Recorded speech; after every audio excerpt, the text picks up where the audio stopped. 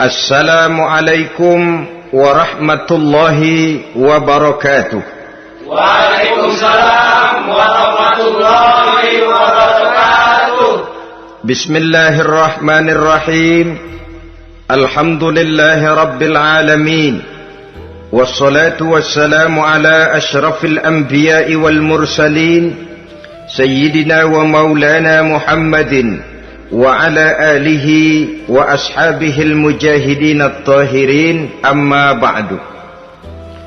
Saudara-saudara kaum muslimin rahimakumullah, agama mengajarkan bahwa di dalam melaksanakan segala macam pekerjaan hendaklah dilaksanakan dengan penuh hati-hati dan perhitungan.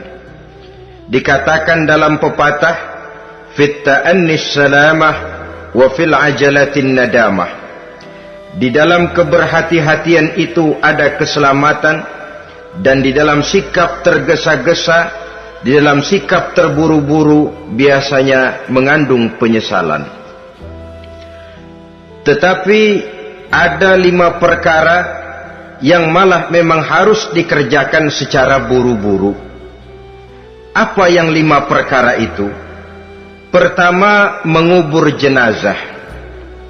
Tidak baik kalau jenazah itu disemayamkan sampai 2-3 hari di rumah. Dan yang lebih baik, mengubur jenazah itu adalah di tempat di mana dia meninggal. Contohnya adalah baginda Nabi. Beliau kelahiran Mekah. Beliau wafat di Madinah, maka di Madinah itulah beliau dimakamkan dan bukan di kota Mekah. Karena prinsipnya agama menginginkan kemudahan dan tidak menginginkan kesukaran. Hal kedua yang harus dikerjakan dengan segera ialah mengawinkan anak perempuan.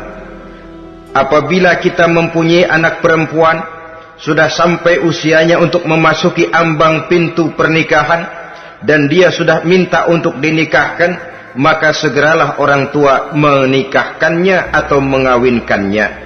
Sebab biasanya anak perempuan, apalagi di zaman sekarang, kalau tidak segera dikawinkan oleh orang tuanya, dikhawatirkan dia akan kawin sendiri. Dan itu tentu akhirnya akan merepotkan kedua orang tuanya. Hal ketiga yang harus dikerjakan dengan segera dan buru-buru ialah membayar hutang. Apabila kita sudah berhutang kepada seseorang dan sudah ada uang untuk membayarnya, bersegeralah untuk membayar. Sebab kalau ditunda besok, lusa atau hari minggu depan, dikhawatirkan uangnya akan terpakai untuk kepentingan-kepentingan yang lain, dan hutang akan tetap tinggal hutang, tidak pernah terbayar adanya. Hal keempat yang harus disegerakan ialah menghidangkan makanan untuk orang musafir yang kebetulan menjadi tamu di rumah kita. Dan hal yang kelima yang harus dilakukan dengan buru-buru, dengan segera, bertaubat apabila mengerjakan perbuatan dosa. Hal kelima inilah yang akan kita bicarakan pada pertemuan kita kali ini, yaitu tentang taubat kepada Allah Subhanahu wa ta'ala. Taubat berasal dari kata-kata taba yatubu, yang isim masdarnya adalah taubatan. Artinya sama dengan roja'a yarji'u, ada ya'udu, pulang atau kembali. Bertobat maksudnya kembali dari yang dilarang oleh Allah. Kalau dalam perjalanan hidup ini kita suka menerjang larangan-larangan Allah, melaksanakan apa-apa yang dilarang olehnya, maka taubat artinya meninggalkan larangan-larangan itu dan kembali kepada apa yang diperintah oleh Allah Subhanahu wa ta'ala. Kenapa taubat ini harus disegerakan? Karena makhluk bernama manusia ini sulit melepaskan diri dari dosa dan salah. Nabi bersabda, kullu bani Adam khatta'un wa khairul khatta'ina tawwabun. Setiap anak Adam, yakni setiap manusia, pasti mempunyai dosa dan kesalahan.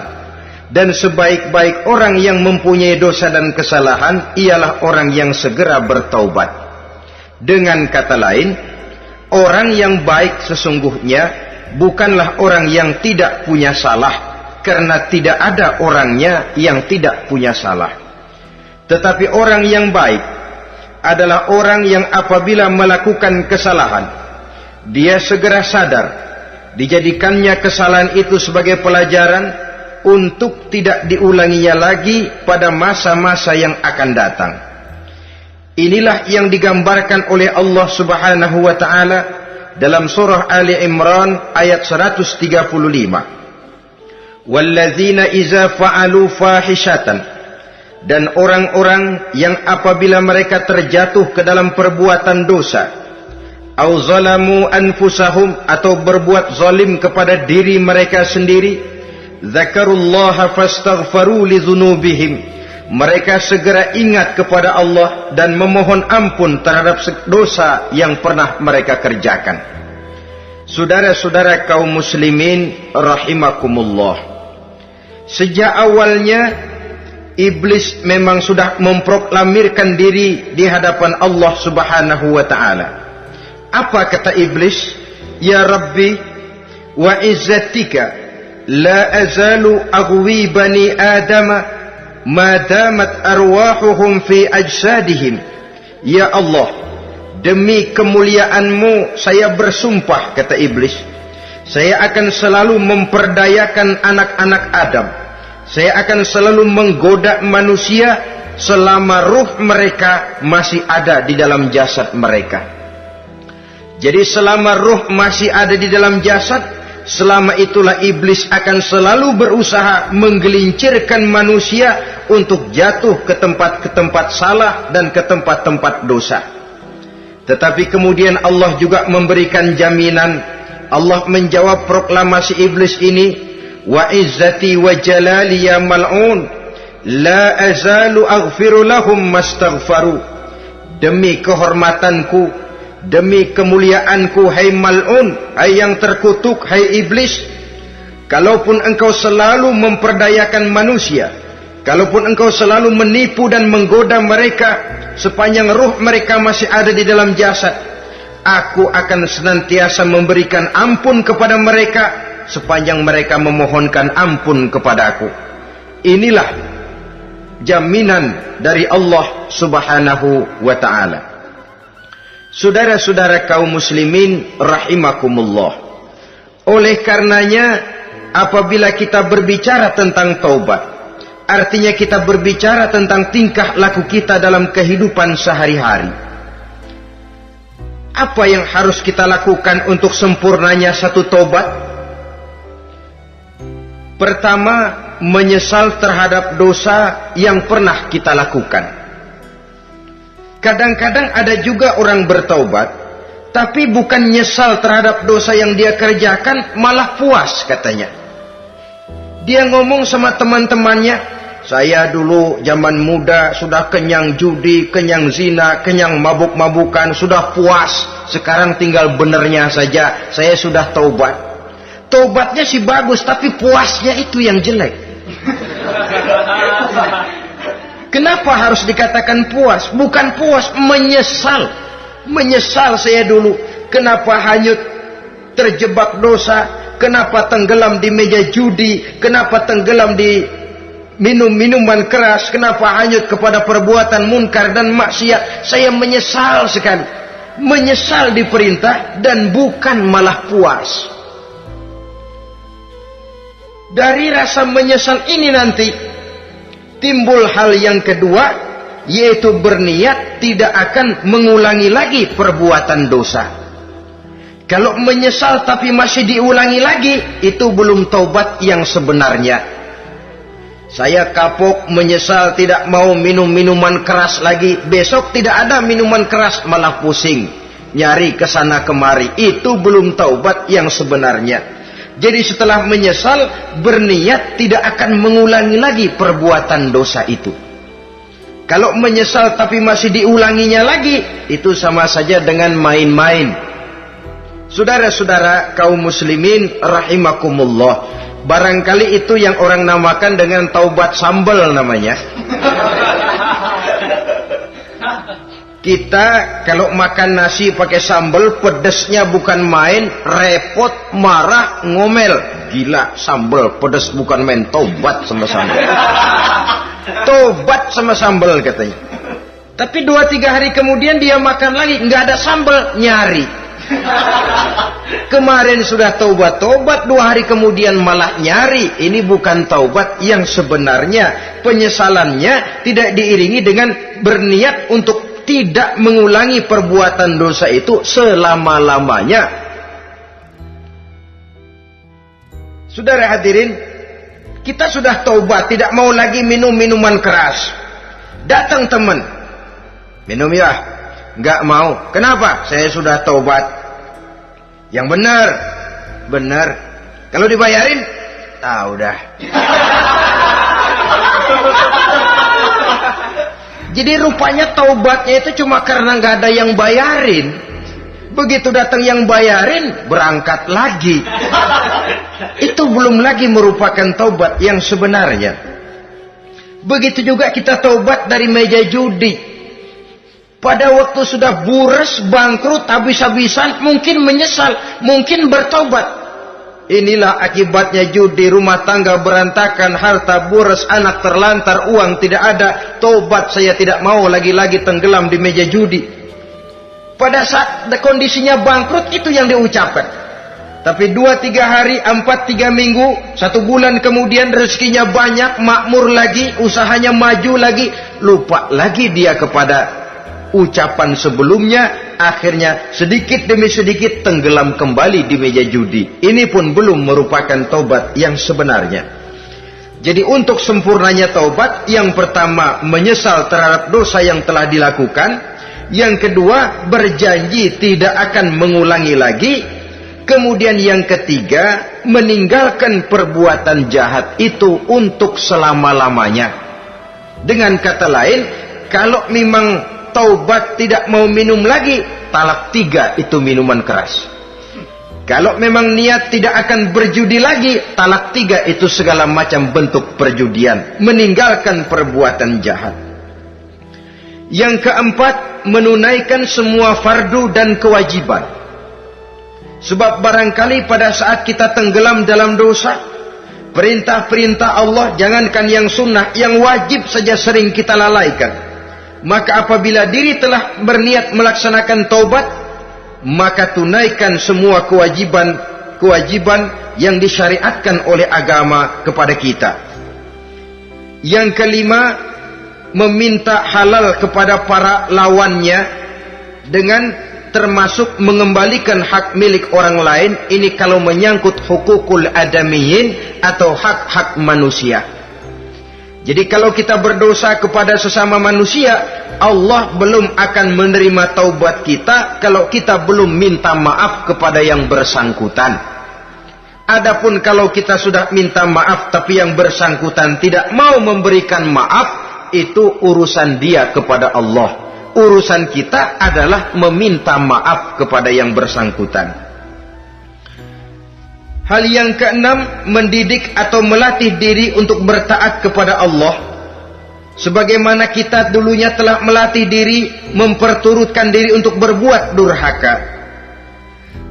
Lalu memperbaiki yang dimakan dan yang diminum. Itu juga merupakan ciri dari orang-orang yang melaksanakan taubat kepada Allah Subhanahu wa ta'ala. Kemudian apalagi memperbanyak istighfar di dalam kehidupan. Disabdakan oleh Nabi, inna likulli da'in dawa'un wa dawa'u zunubi al-istighfar. Sesungguhnya segala macam penyakit tentu ada obatnya, dan obat dari segala macam dosa adalah istighfar. Saudara-saudara kaum muslimin rahimakumullah. Jadi kalau yang terdahulu merupakan perbuatan-perbuatan konkret, maka yang terakhir ini taubat dalam bentuk ucapan berupa memperbanyak istighfar, memohonkan ampun kepada Allah Subhanahu wa ta'ala. Mari kita lihat dalam teladan hidup kita, manusia yang hatinya paling bersih, tidak lain adalah Rasulullah sallallahu alaihi wasallam. Beliau sudah mendapat jaminan ampun dari seluruh dosa. Liyaghfir lakallahu ma taqaddama min zambika wa ma ta'akhkhar, kata Allah. Muhammad, dosamu yang dahulu, dosamu yang sekarang, dosamu yang akan datang jikalau memang ada, seluruhnya sudah mendapat jaminan ampun dari Allah. Tetapi coba lihat dari sejarah perjalanan hidup yang mulia ini. Sungguh pun beliau sudah nyata-nyata mendapat jaminan ampun dari Allah. Beliau mengatakan, ayyuhan nas, tubu ilallah, fa inni atubu fil yaumi mi'ata marrah. Wahai manusia, bertaubatlah kepada Allah, maka sesungguhnya saya, kata beliau, dalam satu hari bertaubat 100 kali kepada Allah. Dalam riwayat yang lain, sab'ina marrah, 70 kali beliau mengucapkan istighfar minimalnya dalam sehari semalam. Orang yang sudah nyata-nyata mendapat jaminan ampun dari Allah ini, satu hari satu malam istighfarnya minimal 70 kali. Apatah lagi kita yang nyata-nyata belum mendapat jaminan ampun dari Allah. Di dalam satu hadis diriwayatkan bahwa iblis laknatullah alaih pernah berkata, ahlaktun nasa bizzunubi wal ma'asi.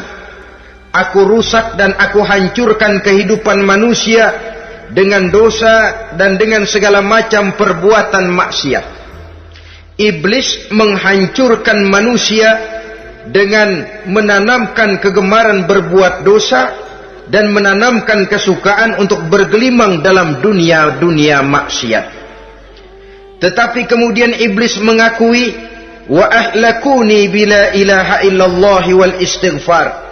Tetapi kemudian terbalik, manusia menghancurkan aku dengan kalimat la ilaha illallah dan dengan istighfar, yakni mengucapkan astaghfirullahalazim. Inilah senjata pemungkas menghadapi upaya iblis untuk menghancurkan manusia. Kalau iblis menghancurkan manusia dengan perbuatan dosa, dengan menenggelamkan manusia ke dalam perbuatan-perbuatan maksiat, hendaknya kita sadar. Pada saat kita terdorong untuk melakukan perbuatan dosa, kita lalu sadar, inilah perangkap iblis untuk membinasakan saya. Pada saat kita terjebak ke dalam perbuatan maksiat dan munkarat, ingatlah baik-baik, inilah perangkap iblis untuk merusak dan membinasakan saya. Maka hancurkan perangkap iblis, hancurkan tipu daya dan usaha iblis itu dengan apa? Dengan kalimat la ilaha illallah dan dengan memperbanyak istighfar. Falamma ra'aitu dzalik, ketika aku lihat hal itu, kata iblis, mereka hancurkan kita dengan dosa dan maksiat, dan kita hancurkan mereka dengan la ilaha illallah dan istighfar. Diamkah iblis? Puaskah iblis? Ternyata tidak. Apabila aku lihat usaha manusia itu, ahlaktuhum bil huda, ahlaktuhum bil hawa, wahum yahsabuna annahum muhtadun. Apabila mereka hancurkan aku dengan la ilaha illallah dan istighfar, maka aku kembali menghancurkan mereka dengan mempergunakan hawa nafsu, sehingga mereka menyangka bahwa mereka adalah orang-orang yang mendapat petunjuk. Ditanamkan dalam diri kita perasaan bahwa kitalah orang yang paling benar. Itu pun tipu daya iblis. Maka orang pintar itu baik, tapi merasa pintar itu jelek. Orang benar itu bagus, tapi merasa benar itu tidak baik. Karena biasanya orang kalau sudah merasa benar, lalu cenderung untuk menganggap orang lain tidak benar. Kalau sudah begitu, dia akan mengklaim diri, sayalah orang yang paling benar, yang lain tidak benar semuanya. Itu termasuk perangkap iblis juga. Setelah kita gempur mereka dengan kalimat tahlil dan dengan kalimat istighfar. Saudara-saudara kaum muslimin rahimakumullah, Allah Maha Pengasih dan Maha Penyayang. Ia akan mengampunkan perbuatan yang bersifat salah dari manusia. Hanya manusia saja yang kadang-kadang bodoh, tidak mau mengampuni dan memaafkan dirinya sendiri, dengan membiarkan dirinya terseret berlarut-larut dalam dosa tanpa keinginan untuk bertaubat. Sepanjang nafas belum sampai di tenggorokan, sepanjang matahari masih terbit di sebelah timur dan terbenam di sebelah barat, sepanjang itu Allah masih akan menerima taubat seorang hamba. Innallaha yaqbalu taubatal abdi ma lam yugharghir. Allah akan senantiasa menerima taubat seorang hamba sebelum nafasnya sampai di tenggorokan. Apabila nafas sudah sampai di tenggorokan, maka taubat sudah terlambat adanya. Lalu yang konkret di dalam kehidupan ini, apa ciri-ciri dari orang yang melaksanakan taubat itu? Seorang ahli hikmah berkata, pertama, orang yang taubat itu kelihatan bahwa dalam kehidupan ini dia mampu menjaga lidahnya dari ucapan yang berlebih-lebihan, dari ucapan yang tidak ada manfaatnya, dari ucapan yang mengandung dosa, namimah, mengadu domba, dan ucapan-ucapan yang merugikan orang lain. Orang yang taubat kelihatan dari lidahnya. Ini yang konkret. Yang kedua, orang yang taubat itu cirinya tidak ada lagi rasa dengki di hatinya, tidak ada keinginan untuk membenci dan memusuhi orang lain. Kenapa? Dia sudah sibuk memikirkan kekurangan dirinya sendiri, sehingga tidak ada waktu lagi untuk mengorek-ngorek, mencari-cari aib dan kekurangan pada diri orang lain. Ini makna ucapan Nabi, tuba liman syaghalahu aibuhu an uyubin nas. Beruntunglah orang yang kekurangan pada dirinya menyebabkan dia cukup sibuk sehingga tidak sempat mencari-cari dan mengorek-ngorek aib dan kekurangan orang lain. Berbeda dengan orang yang masih jauh dari sikap taubat, selalu berusaha mencari dan mengorek-ngorek kekurangan orang lain, sementara aib dan kekurangan dirinya diumpetin. Ini namanya ilmu kancil. Orang lain disorotin, dia ngaling, ngumpet. Kerjaannya apa? Monten orang lain saja. Dia sendiri tidak mau diponten dan tidak mau memonten dirinya. Akibatnya apa? Sikap introspeksi tidak ada. Sikap mawas diri hilang. Sikap melihat, bercermin terhadap pribadinya sendiri hilang. Yang ada cuma menilai orang lain saja. Jadi adapun orang yang sudah bertaubat ini, di hatinya tidak ada dengki. Melihat orang lain mendapat nikmat, alhamdulillah, dia ikut bersyukur. Lain dengan orang yang jauh dari taubat. Tetangganya dapat nikmat, dia meriang. Tidak senang hatinya melihat orang lain senang. Orang melarat malah tepuk tangan. Saudara hadirin yang saya muliakan, orang yang semacam ini pada hakikatnya selalu disiksa oleh perasaannya sendiri. Kalau tetangganya yang kaya, ditanya kemana dukunnya. Tapi kalau tetangganya jatuh melarat, dia tepuk tangan, gembira bukan main. Lain dengan orang yang sudah bertobat, hasud itu hilang dari dirinya. So hasud inilah yang akan memakan kebaikan yang kita kerjakan. Kata Nabi, hasud itu bisa memakan kebajikan seperti api memakan kayu bakar. Allahu Akbar. Puasa kita, zakat kita, sholat kita, habis keropos dimakan oleh sifat hasud. Tidak terasa, tapi begitu kita punya sifat dengki kepada orang lain, maka sholat kita dimakan oleh dengki tadi, puasa kita dimakan oleh dengki tadi, segala macam kebaikan yang kita kerjakan dihabis dimakan oleh si dengki tadi, seperti api memakan kayu bakar, cepat sekali. Itulah sebabnya bagaimanapun banyak kebaikan yang sudah kita kerjakan, jangan bangga dan jangan lalai. Sebaliknya, bagaimanapun besar dosa dan kesalahan yang pernah kita lakukan, jangan putus asa dari rahmatnya Allah Subhanahu wa ta'ala. Jadi yang kedua, ciri orang yang bertaubat, di hatinya tidak ada dengki dan tidak ada rasa ingin memusuhi orang lain. Dia berhadapan dengan setiap orang dengan modal husnuzon, baik sangka kepada Allah, tidak a priori. Kadang-kadang ada orang ketemu saja baru tapi sudah punya rasa jelek, diperturutkannya suuzonnya. Yang ketiga, ciri orang bertaubat itu menjauhkan diri dari pergaul dengan orang-orang jahat. Sebab kita tahu bahwa pergaulan sangat besar pengaruhnya dalam ikut membentuk kepribadian manusia. Asyariku wa fi syarri syarrun. Bersekutu dengan kejahatan biasanya ikut jadi jahat. Walaupun secara langsung tidak melakukan kejahatan, tapi sudah termasuk dalam jamaah yang jahat juga namanya. Saudara-saudara kaum muslimin, bukan berarti orang yang taubat lalu tidak mau bergaul itu juga mencerminkan keangkuhan diri. Bergaul dia bergaul, tetapi kepada orang-orang yang jahat ia sekedar menghindarkan diri pergaulannya itu dari kejahatan yang bisa ditimbulkan oleh orang-orang jahat tadi. Ciri yang keempat dari orang yang bertaubat, dia mempersiapkan diri untuk menghadapi mati. Mempersiapkan diri. Sebagaimana kita tahu, kalau kita akan pergi ke luar kota, tentu kita membawa bekal. Makin jauh perjalanan, makin banyak bekal yang harus kita bawa. Hidup ini adalah perjalanan panjang yang kita juga memerlukan bekal dalam kehidupan. Orang yang bertaubat, orang yang mempersiapkan diri untuk menghadapi maut dan menghadapi hari-hari sesudah maut itu datang. Menghadapi kehidupan di alam barzakh, menghadapi kehidupan di alam akhirat dan selanjutnya. Dia mempunyai persiapan sehingga kapan maut datang dia sudah punya persiapan lebih dahulu.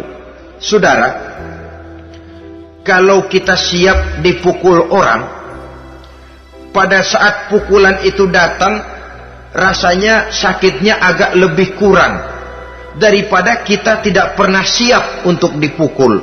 Walaupun bobot pukulannya sama, tapi kita akan lebih punya daya tahan kalau kita sudah siap.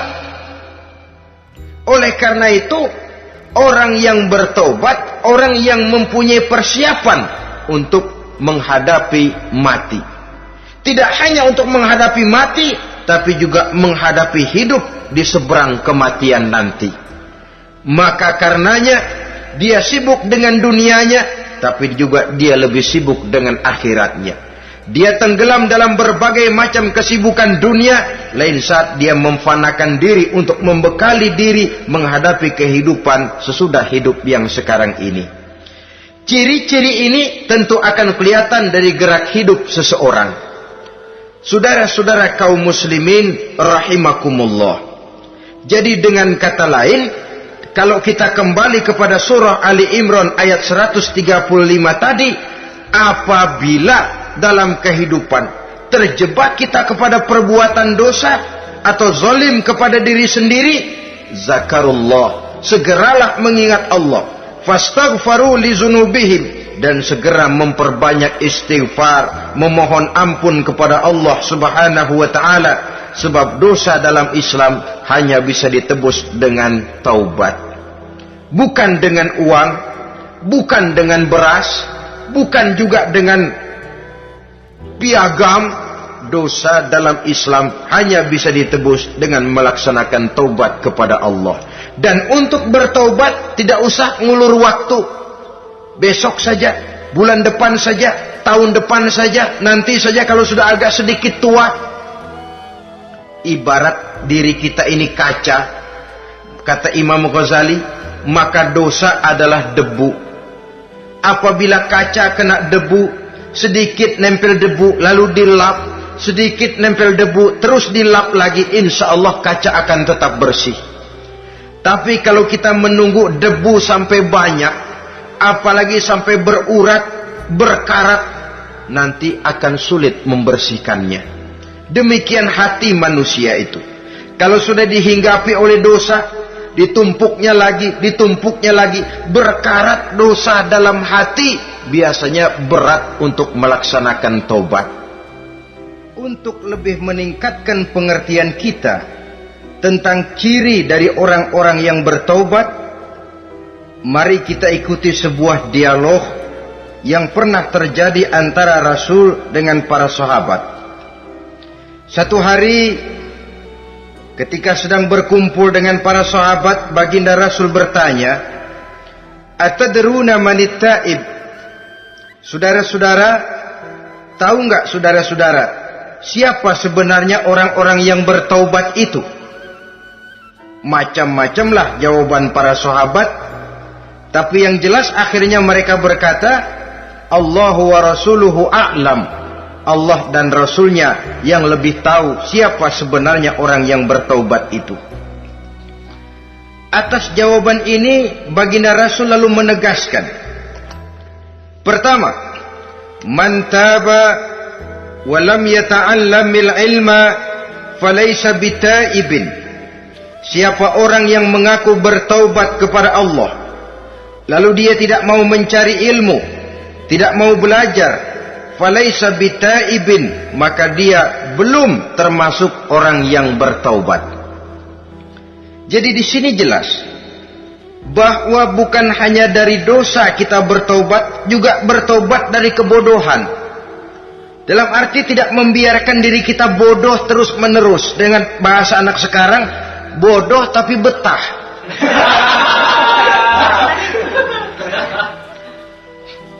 Orang yang mengaku bertaubat tapi tidak menggali ilmu, tidak mau belajar, tidak mau mencari ilmu, tidak hadir di mana majelis taklim, belum dianggap taubat yang sebenarnya.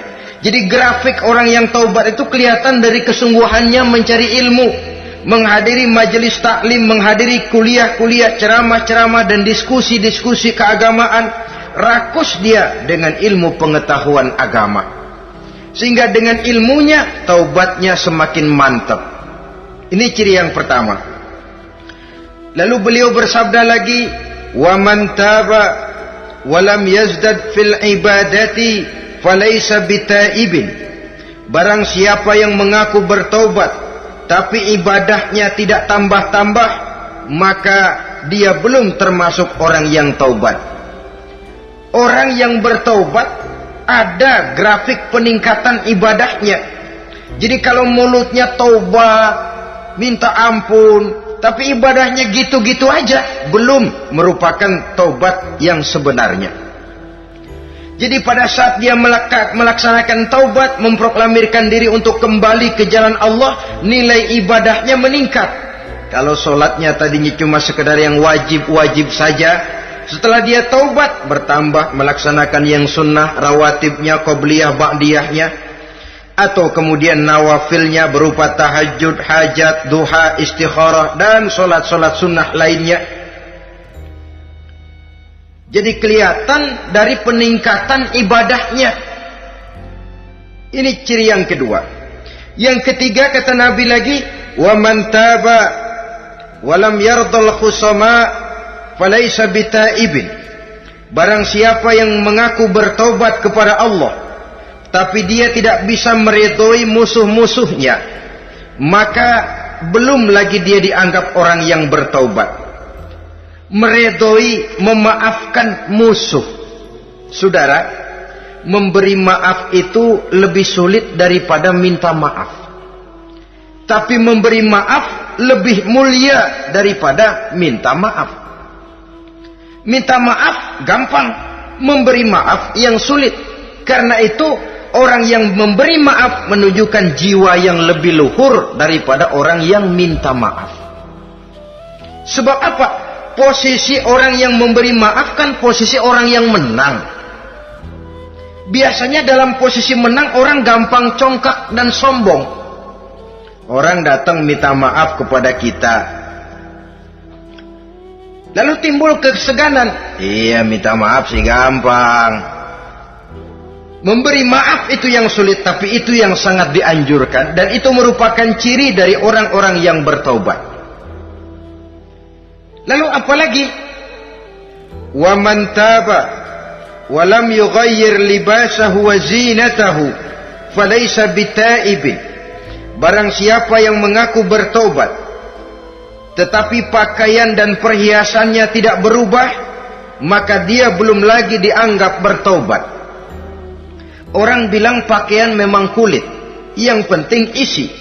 Tetapi bagaimanapun kulit mencerminkan isi. Dari pakaian kita bisa mengkaji kepribadian seseorang. Saya berpendapat bahwa pakaian penting, kulit juga penting. Kulit penting, isi penting. Kulit tanpa isi tidak ada artinya. Isi tanpa kulit juga meragukan orang. Wah, yang penting kan isinya, kulitnya gimana saja. Saya mau tanya, saudara dapat duren di jalanan, isi aja nggak ada kulitnya. Kira-kira dimakan nggak duren itu? Paling kurang akan menimbulkan keraguan. Jangan-jangan sudah dicampur racun ini. Jadi dengan demikian orang yang bertaubat ini kelihatan dari cara berpakaian, cara berhias diri, tidak over. Dia kembali kepada fungsi berpakaian. Dalam Islam kan sesungguhnya fungsi pakaian itu yang paling utama. Pertama, nutup aurat. Itu ukurannya. Yang kedua, pantas. Yang ketiga, baru soal mode. Di zaman kita sekarang terbalik. Mode nomor 1. Pantas belakangan, nutup aurat apa tidak nomor 16.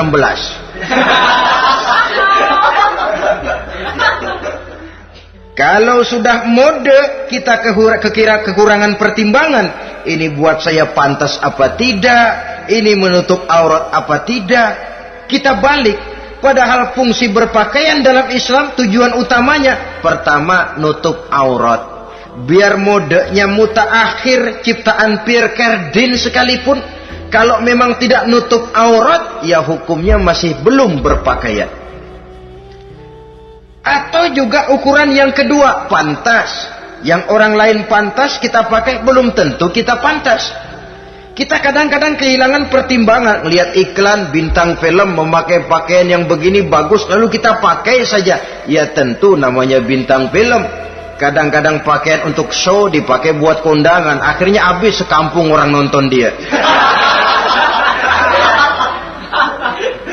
Ya nggak pantas toh, nggak wajar. Saudara hadirin yang saya muliakan, orang yang bertobat kelihatan dari pakaian dan perhiasannya. Kalau sudah memakai perhiasan, ya sekedarnya saja. Tidak lalu dengan niat supaya orang tonton, supaya orang lihat, supaya orang tahu dia kaya, supaya timbul decak kagum, asal dia lihat orang lalu wah. Kalau sudah diwahi lalu senang. Saudara hadirin yang saya muliakan,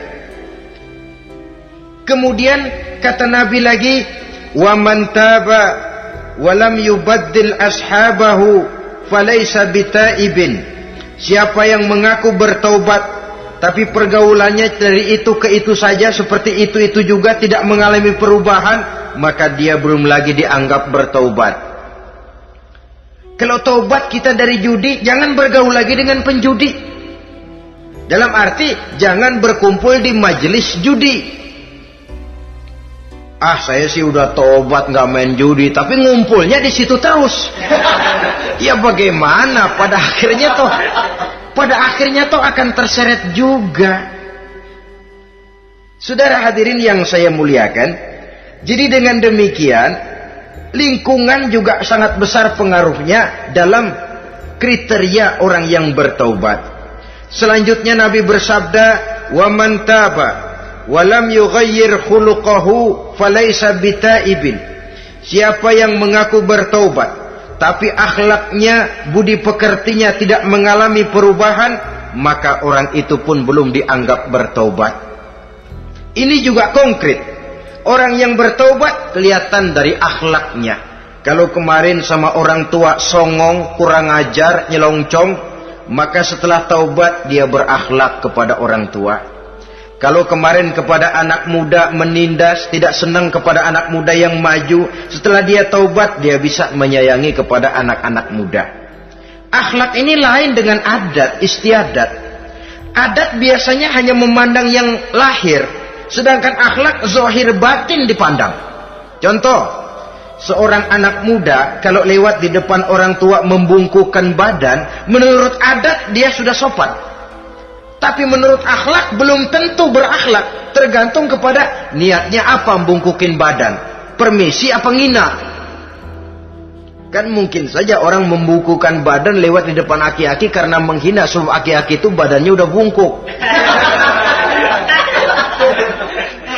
Jadi gerakan zohir yang baik, yang diiringi dengan niat yang baik, itulah cerminan daripada akhlak.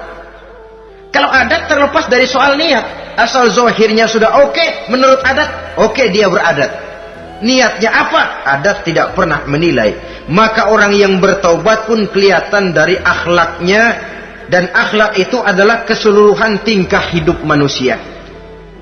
Cara berjalan ada akhlak, cara makan ada akhlak, cara duduk ada akhlak, cara tidur ada akhlak. Sehingga pantas ketika Siti Aisyah ditanya, Aisyah, Rasulullah itu akhlaknya apa sih? Beliau menjawab, karena Rasulullah khuluquhul Quran. Rasulullah itu akhlaknya Quran. Sehingga di kalangan ilmuwan lalu ada ungkapan bahwa Nabi Muhammad adalah Quran berjalan. Maksudnya seluruh konsepsi Quran sudah diterjemahkan dalam kehidupan Nabi. Maka tidak heran kalau Islam mengatur kehidupan manusia sejak yang sekecil-kecilnya sampai yang sebesar-besarnya. Cara berpakaian ada akhlaknya, kan begitu toh dalam Islam. Saudara diri di depan kaca, ngaca, ada akhlaknya, ada bacaannya. Allahumma kama hassanta khalqi fahassin khuluqi. Sampai saudara masuk ke dalam WC sekalipun ada akhlaknya. Karena akhlak adalah keseluruhan gerak hidup manusia. Orang yang bertobat kelihatan dari perubahan akhlaknya. Kemudian beliau bersabda, "Wa man taba wa lam yatwi firashahu wa bisatahu falaysa bitaibin." Siapa orang yang mengaku bertaubat tetapi dia tidak menggulung tempat tidur dan spraynya, maka dia belum dianggap bertaubat. Ini bahasa kinayah. Menggulung spray, melipat tempat tidur artinya lebih banyak ibadahnya daripada tidurnya. Kalau ngaku taubat tapi sehari 24 jam, 22 jam tidur, cuma 2 jam ibadah, ya belum mencapai kriteria itu. Dengan kata lain, orang apabila sudah memproklamirkan diri untuk taubat, menyingsingkan lengan baju, melipat spray, menggulung tempat tidur. Bukan berarti dia tidak tidur-tidur, tetapi bersiap diri untuk melaksanakan ibadah yang pada saat dia terjebak dalam dosa, sudah banyak ibadah yang ditinggalkannya. Saudara-saudara kaum muslimin rahimakumullah. Kemudian beliau bersabda pula, "Wa man taba wa lam yatasaddaq falaysa bitaibin."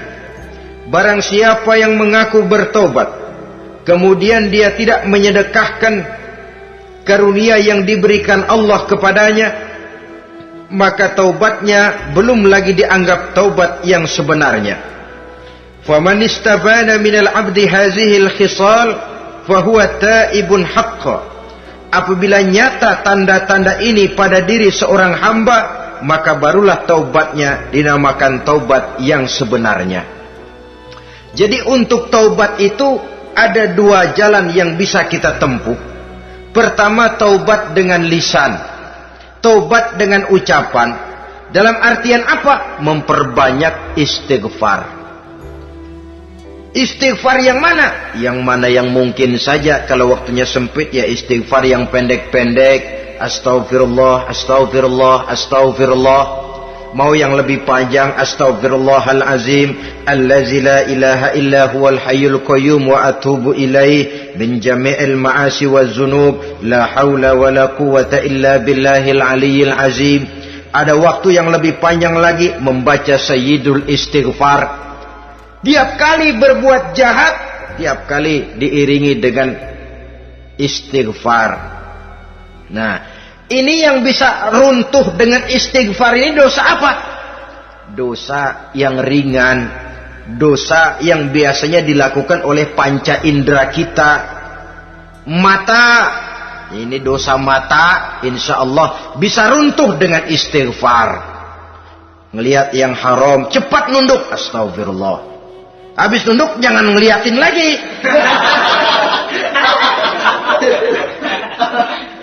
Kadang-kadang ngelihat nunduk, istighfar, melotot lagi, istighfar lagi.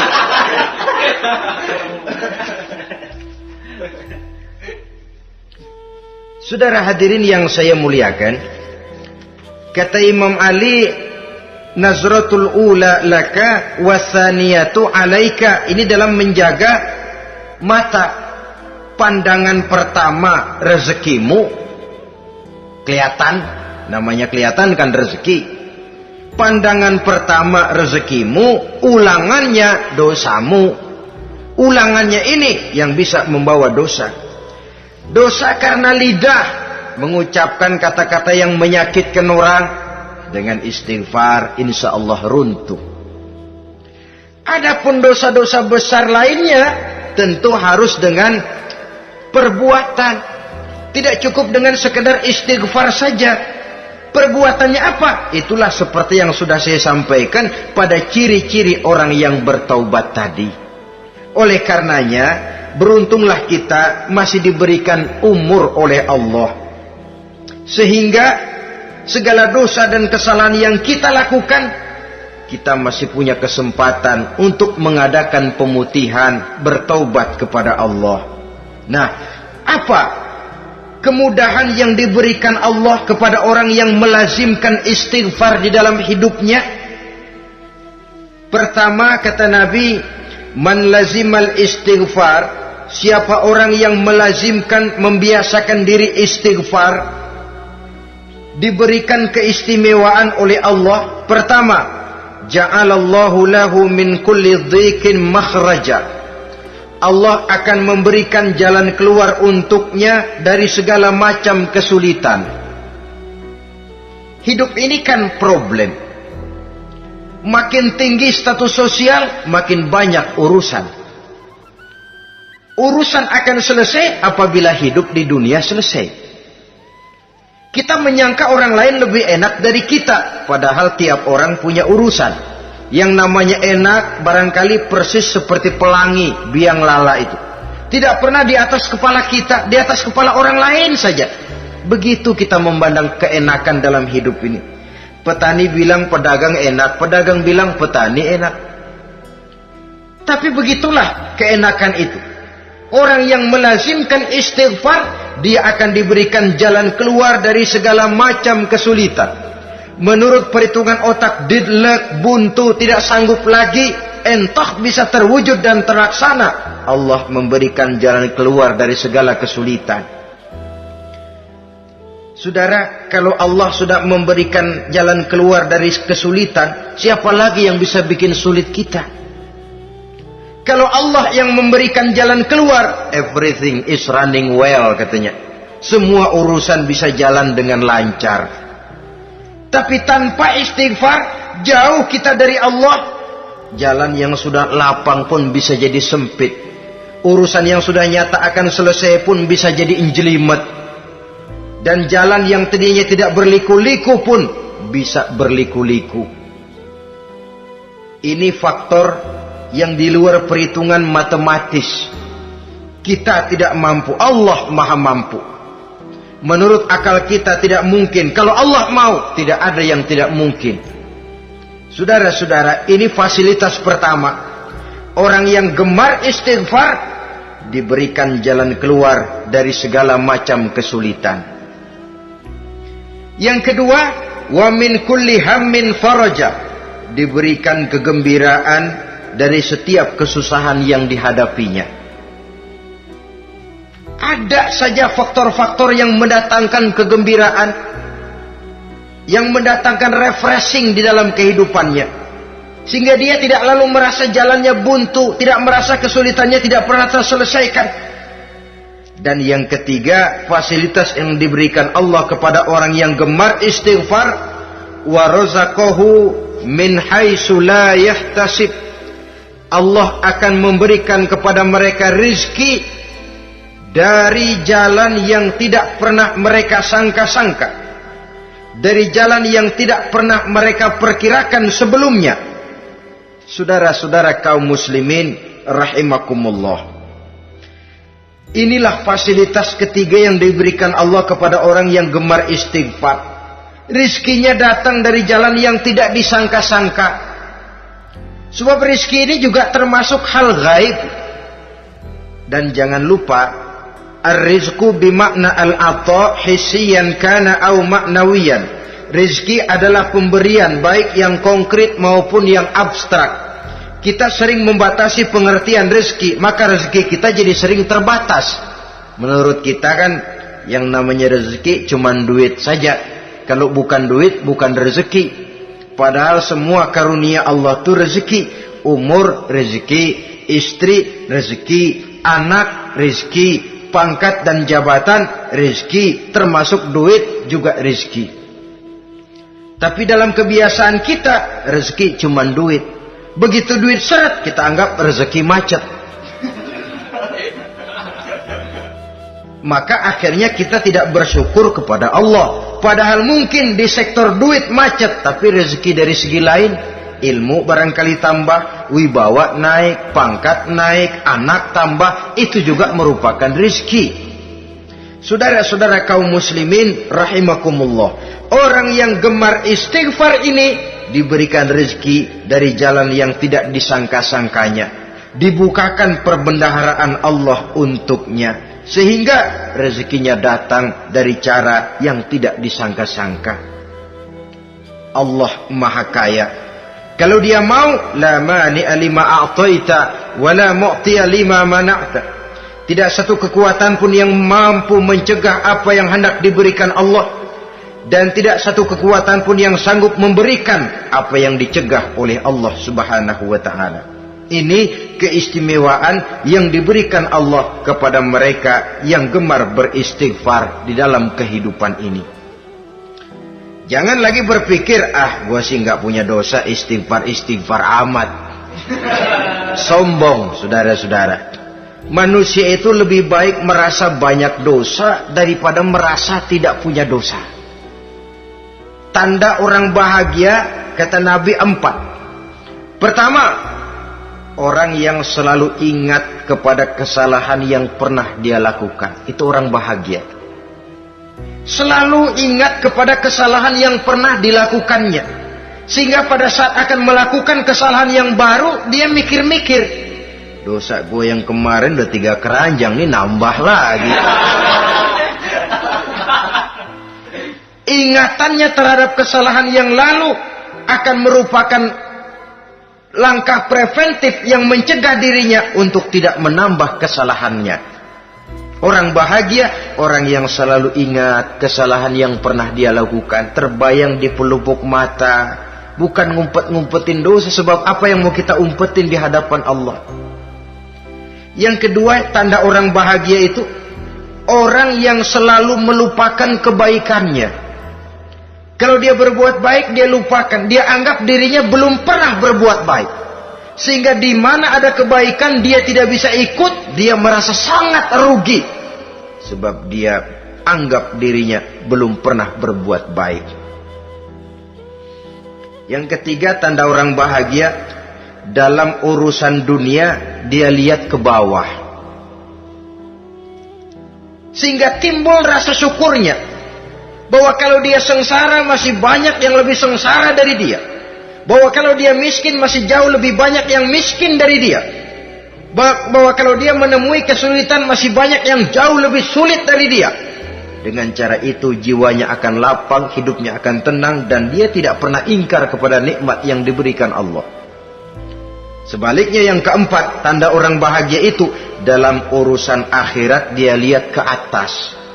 Dunia, lihat yang bawah. Akhirat, lihat yang atas. Kalau dia bisa sholat, kenapa saya tidak?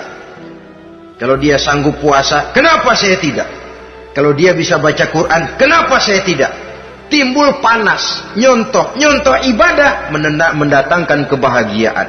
Rakus ibadah malah dianjurkan. Rakus dunia malah tercela. Nah, lawanannya orang celaka, saudara-saudara. Orang celaka juga tandanya 4 lawanan yang tadi itu. Pertama, orang yang selalu melupakan kesalahannya. Kalau berbuat dosa lupa, sok bersih. Alah, dosa gue mah dikit. Saudara hadirin yang saya muliakan, orang yang selalu melupakan kesalahan, menganggap dirinya bersih, akhirnya kalau ingin berbuat dosa nggak mikir-mikir, tidak ada lagi yang ditimbang-timbang. Selanjutnya, yang kedua, orang celaka itu orang yang selalu mengingat kebaikannya.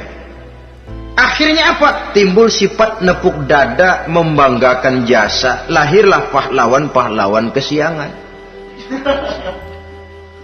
Selalu membanggakan diri, nepuk dada. Kalau enggak saya, kalau enggak saya. Itu masjid, kalau enggak saya. Itu pesantren, kalau enggak saya. Itu umat, kalau enggak saya. Kalau enggak saya. Memangnya kalau enggak sampean kenapa? Orang yang celaka adalah orang yang selalu menghitung-hitung kebaikan yang pernah dikerjakannya. Keikhlasannya kurang, makin dia hitung, makin kurang nilai pahalanya. Makanya kalau berbuat baik, ya anggap saja buang sampah, gak usah ditengok-tengok, gak usah diingat-ingat, dan gak usah mengharap orang yang kita tempat berbuat baik akan membalas kebaikan. Saudara hadirin yang saya muliakan, yang ketiga tanda orang celaka dalam urusan dunia, ngelihatnya ke atas, panasnya timbul, syirik dan dengkinya naik, rakusnya jadi.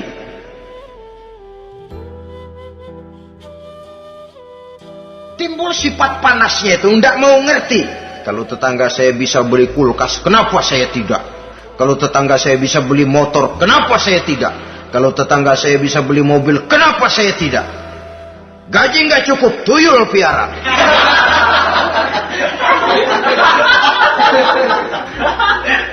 Orang itu kalau sudah didorong oleh rakus kan bisa jadi menghalalkan segala macam cara untuk mencapai tujuan. Dibakar oleh sifat tamak dan rakus bin serakah. Nah, kalau sudah didorong oleh rasa rakus, yang segera tersingkir pertama rasa malu. Orang kalau sudah rakus nggak ada malunya, rasa malunya hilang. Padahal syarat jadi orang itu kan kalau punya rasa malu. Nggak punya rasa malu, kurang syarat jadi orang. Akan bagaimana jadinya masyarakat, bahkan bangsa dan negara, kalau rakyatnya sudah tidak punya rasa malu. Yang kedua, rasa takut hilang, terutama takut kepada Allah. Sirna sama sekali. Sudah tujuan menghalalkan cara. Yang keempat, tanda orang celaka dalam urusan akhirat, lihatnya malah ke bawah. Kenapa kamu enggak sholat? Itu bapak anu yang tuaan, enggak, saya enggak lagi. Kenapa ngelihatnya mesti kepada yang begitu? Sehingga lalu tidak ada gairah untuk mencontoh. Saudara-saudara kaum muslimin rahimakumullah, walaupun serba singkat oleh karena terbatasnya ruang pembicaraan ini, mudah-mudahan bisa memberikan gambaran sepintas tentang ciri-ciri orang yang bertaubat, dengan harapan marilah kita menjadi orang yang bertaubat sebenarnya, dengan ciri menyesal terhadap dosa yang pernah kita lakukan, meninggalkan perbuatan jahat, dan berjanji tidak akan mengulangi lagi perbuatan jahat itu. Kalau dia menyangkut hak-hak manusia, maka hak itu harus kita kembalikan, dan kepada yang bersangkutan kita harus meminta maaf. Apabila ditambah dengan kegiatan lisan, memperbanyak istighfar dalam kesempatan yang mungkin di sepanjang perjalanan hidup ini. Ini sajalah yang kita bicarakan pada pertemuan kali ini. Terima kasih atas segala perhatian. Mohon maaf atas segala kekurangan. Usikum wa nafsi bitaqwallah. Wassalamualaikum warahmatullahi wabarakatuh. Waalaikumsalam warahmatullahi